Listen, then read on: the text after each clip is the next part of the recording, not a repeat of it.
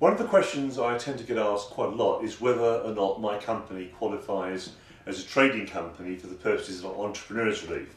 As you know, this is actually a very stringent test, and the legislation tells us that to qualify as a trading company, the company must be wholly trading. That means 100% must be devoted to trading activities.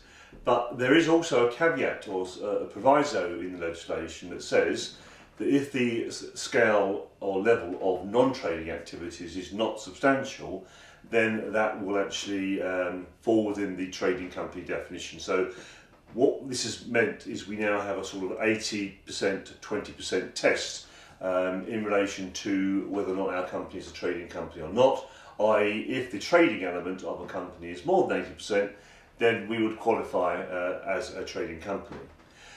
In practice, many companies will be clean trading companies and therefore not a problem, but where we tend to get most difficulties is where the company has some a small level of investment property activity, or indeed substantial cash balances, which is a problem where cash has been retained in the business over a long period of time, and therefore when we're coming to either sell the company or indeed to wind the company up, the cash actually represents a significant part of the total balance sheet value. In terms of looking at whether or not we have a trading company, we have some useful guidance from the revenue which tells us that we don't just focus on the balance sheet, although that may be an important factor.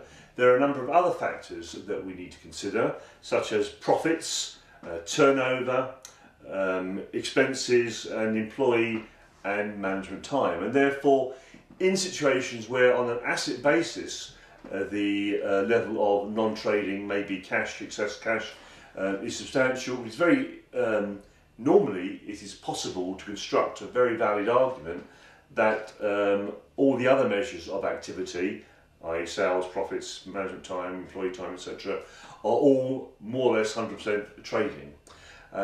In practice, it's not worth taking a risk in determining whether or not your company's a trading company after you've done the deal, i.e. sale or winding up. I am an advocate of actually going to the revenue in advance of the transaction and applying for what is called the non-statutory clearance. And the revenue are quite okay about this.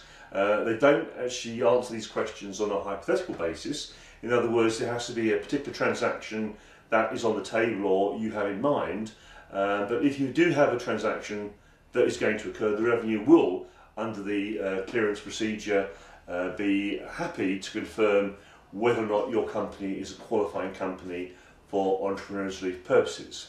And in doing this clearance, you do need to go by the revenue guidance on the website. They do have a sort of checklist of the information that you need to provide when applying for clearance.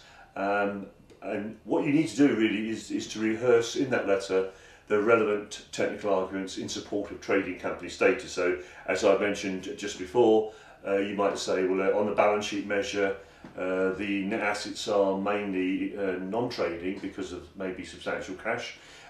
Just another point I can build in there, that if you do have substantial cash, then there is a very interesting precedent, which was the Brennan construction case, which told us that the holding of passive cash really is not an activity in itself.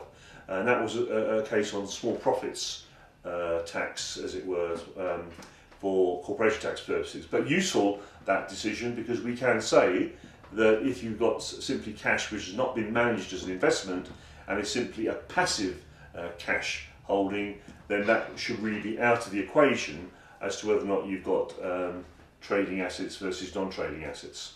But in these cases also, as I've already mentioned, you can look at the sales turnover of the company, the profits, expenses, and employee and management time.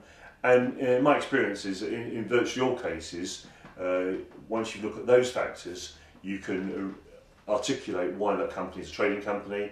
And my experience has been in practice, I've done a lot of these, that I've never had a rejection from the revenue yet. But I would recommend that clearance procedure. So to sum up then, there can be difficulties sometimes in determining whether or not you've got a qualifying company for entrepreneurial purposes. Remember, In determining that, it's the difference between 10%, isn't it, 10% tax, or if you don't qualify, it's 28% CGT. In cases where there is any doubt whatsoever, I recommend going for the non-statutory clearance procedure. Thank you very much.